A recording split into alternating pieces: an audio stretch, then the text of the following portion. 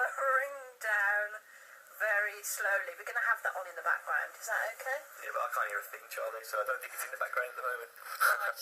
You can't hear it at all? No. Oh, well, that's fine. Can we just leave it down anyway? Because I got a bit bored of that song. There you go. Right, in the studio with us now, we have Matt Denning from Matt's Missions. Hello, Matt. Hi guys, you okay? Yeah, not bad yourself. Yeah, not too bad, thank you. Thanks for having me. That's great. It's lovely to have you in the studio. Now, Matt, you're coming in to talk about your organisation that you started in 2011. Indeed. Right, do you want to tell us a little bit about that? Yeah, Matt's Mission's basically been formed, it's been registered about a month now. There's been fundraising going on for about 5 months for the new charity. Previous to that, I raised money for the Children's Hospital and College Award. But Matt's Mission is all about making children's smiles glow. We take them out on day trips. Myself and a friend of mine, Gareth, we dress up as Batman and Robin and do visits to houses, surprise the kids and take them onto trips. So, yeah, children with cancer, cystis, fibrosis, disabilities, and, we get nominations through on the Facebook and the website, and then we check that out, and, yeah. So. Right, so what made you start to do this, or what made you start to do this for the children? Basically, in 2009, my granddad got diagnosed with bowel cancer, and I just decided, he was smiling through it and, living life to life, really, just a really happy person, even though he'd been told this news. And just something inside me, the Jade Goody story was going on at the time as well. She was diagnosed, and I saw the story online, and on the TV, and I don't know, something inside me just basically said I need to do something, I want to do something, and I got on the phone, sent emails, and organised an Asda backpack at Small Leaf, and we raised £700 from the day, and we had a clown, face painter, stuff for the kids, balloon release. The customers all got involved and took to it, and I decided, who am I going to give the money to? Basically, I wanted to help, children and cancer, and I paid a visit to the Children's Hospital and met the children on the ward, and they're walking around with drips and still smiling. And yeah, I've seen your photos on your Facebook. He's got so many photos of the children. Yeah, obviously we have to get permission to do that, but the parents have been really great. The response has been really great from the public as well. We've done so much. It was just a one-off event really. Before I registered, I was just going to hand the money over, job done, I've done my bit.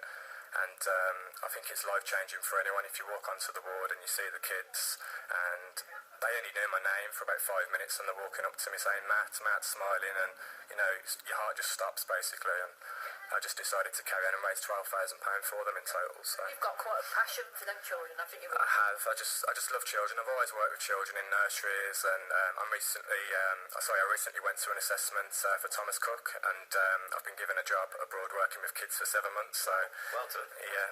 You're leaving us already. I'll probably get on the plane the next day back and come back and do it day to day, and then fly back over. So no, we've got a team set up over here. With the charity, I've experienced some things, and there's been really, good, positive things. By that I mean I've met some great people, some new friends.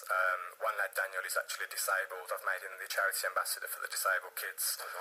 He's told me that's life-changing for him because he didn't believe in himself. He thought that he couldn't do much. And he's been coming out to events doing collections and we've called him the Fly Guru, so he's had a t-shirt made, and he gives them to everyone, even 92-year-olds.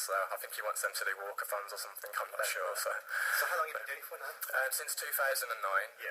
Like I say, I raised the £700, registered with the charity, and went on to raise £12,000. Did skydiving, Kilimanjaro. Wow.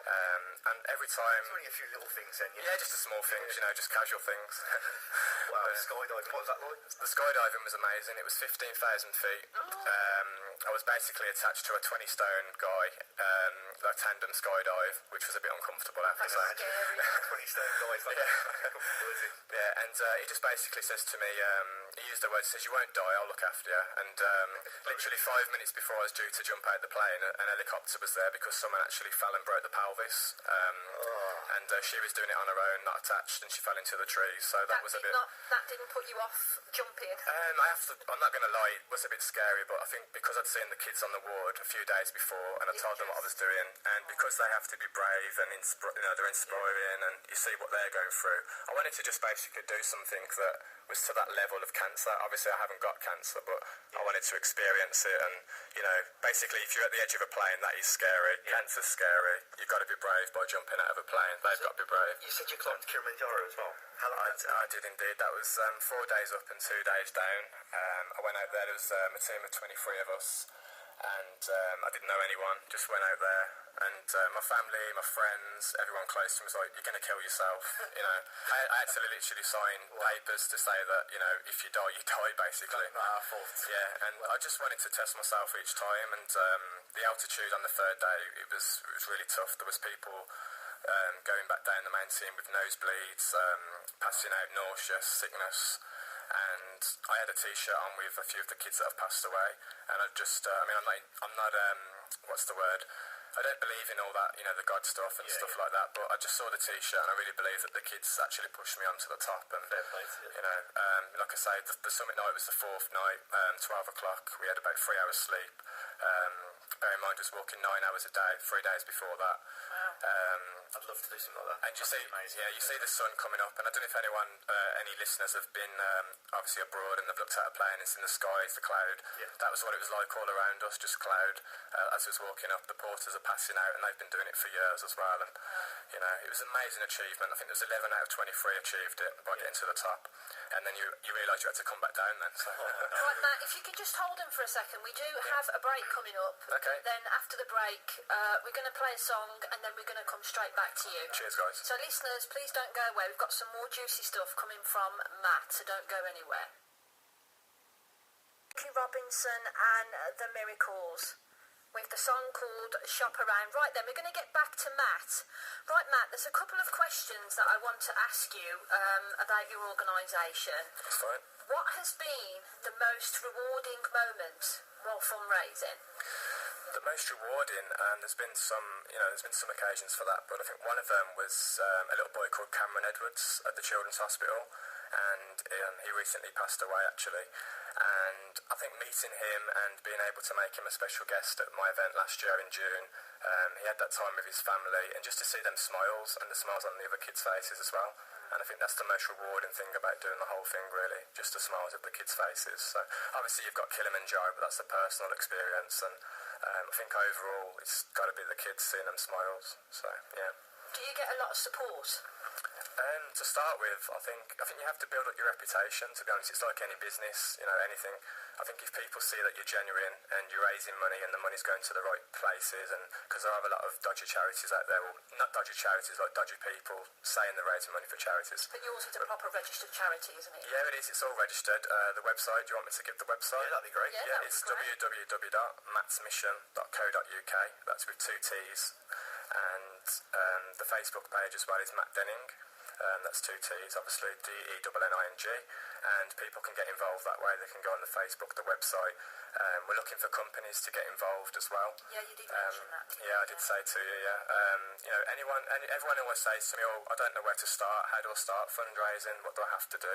It's literally something like you could go to a kid's school and speak to the teachers and say it's a registered charity, and just say, "Can we do a fancy dress event this week?" And on uniform, everyone pays £1. Okay, yeah. You know, stuff like that, really. Car washes. If you've got a car wash business, you can do fancy dress like that. So it sounds like anyone could get involved in Literally fundraising. anyone. I mean, I had no training when I started in 2009. I wasn't experienced. It was just something inside me, you know, a bit of passion, and I wasn't getting paid for it. I've never seen a penny since 2009. I've been working in nurseries and side jobs and things like that.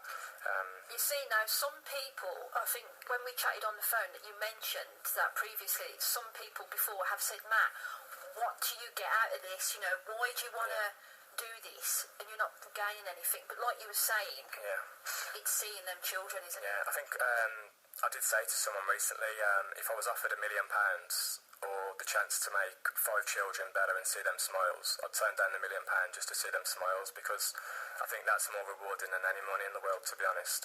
I mean, people would just say, yeah, whatever, of course you'd take the £1 million because, you know, it's for yourself, but I think anyone that meets me, like you said earlier in the interview, off air, you can see it in my eyes, it is a passion, and, you know, just to see them smiles. I mean, I've not been affected by anyone in the family other than my granddad and my aunt with the cancer, but like I say, that day at the Children's Hospital just changed my life for the better, really. Yeah. And have you always been the sort of person that wants to get involved in charities and making the world a better place? And to be honest, I mean, I was like everyone else. I was going through the city centre in Birmingham, and you're getting approached by different charities every day, and you just take no notice of it. You think, oh, it's just another charity, or there'll be other people helping, or they don't need the money, it's not going to the right places. But I think now I've got my own charity set up and I know where the money's going. I think, people on the Facebook can see where the money's going as well, by photos and the parents, messages they leave of support. I had a little boy the other day I took to a pantomime. There was twins, Ethan and Kai, and the mum, Rachel Thompson. They had leukemia, they're in remission now, and we took them to the Snow White pantomime. I've seen those, you've got those photos on your Facebook, haven't you, of them, I think? Yeah, and that was just something, simple. I didn't know them. I just saw the article on the TV, in the paper, and the news article as well. And I just contacted the reporter at the Evening Mail and said, look, I've seen these two little boys, told them about the charity, and I really want to support them. The next night we took them to Snow White and the Seven Dwarfs. So, and they actually turned around to me and says, Matt, we love you, you've made our year, or something like that, because of the Hummer as well. So another one recently, a disabled boy with cerebral palsy, his mum told him he was going to the cinema and in a black cab, and we turned up in a 16-seater Hummer, dressed as Batman and Robin, knocked on the door, and the face on him was just priceless.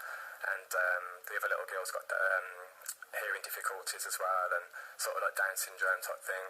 And there's so many kids, even like Winter Wonderland in London, I organised a coach, and mostly donations from companies that help, and we give them sponsorship deals and things. If not, we are looking for discounts and things from companies to do the events. But there was about 5 families we took, and the one little girl's got brain damage, and we thought it was going to be her last Christmas last year. We also went on the Ferris wheel at the end of the night, and the family stood back, believed that they couldn't go on because of the child being so ill, and they wasn't allowed to, and actually organised that. And just to see their reaction and their smiles, I think it's heart-stopping, really. Like I say, it's really emotional. One of the things that I saw on your Facebook is that you went to somebody's house, a young child's house, but they were that sick, you mentioned on the photo, that they couldn't open the presents. Yeah, that was the Down syndrome lad. I had a nomination that came in via a friend and Facebook, and the little boy had been in and out of hospital at the Children's Hospital for various different operations and things, and that's how, people can just say that they, can you help this child? We have to do the checks to make sure they are ill. But as regards to this one child anyway, he was that ill, he couldn't open the presents, and his mum, they couldn't. I asked a friend who went to the house to take photos of the kids with the permission of the parents to put onto the group, and the only decent photo they could get was the one of him crying because he was that poorly. And but I spent, I think it was like £200 on presents for the 3 kids. It's not just the child that's ill, we help as well with Matt's mission. A lot of the time when the children are in hospital with the parents, it's always the siblings that miss out as well. As you can understand, they're in and out of hospital, and it becomes hard for them. So Matt's mission, we do these trips, anything, Cadbury World, whatever the kids want to do. We don't choose them, the families do.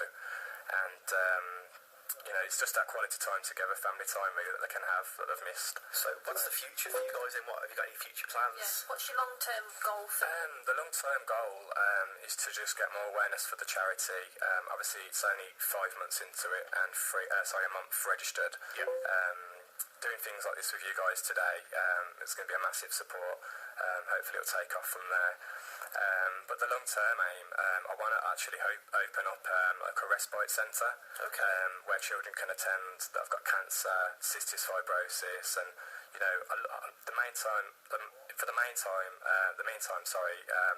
it's obviously about raising funds so as we can do the trips, support as many children as we can.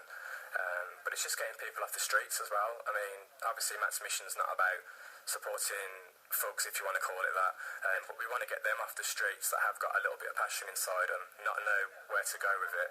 And I want to basically turn them around and just say, look, if you've got that passion, I'm determined to help you, and you really can make a difference. You mentioned you're off to Africa. Is it going to be difficult to keep this going over here when you're in Africa? I'm going to Spain for the week, the training. Okay. Yeah, Africa was the Kilimanjaro, so but I've got a Thomas Cook job. that's me that's going to Africa. Sorry, Charlie's going to Africa. I can go back to Africa in your suitcase if you want. So you're going to Spain? Yeah, I'm going to Spain, Mallorca on the 14th of April for the week, and but that's just for training, and they tell us where we're going for the 7 months. I had 3 dreams basically from 2009. One was to raise £10,000. Dream was to set up my own charity by 2015.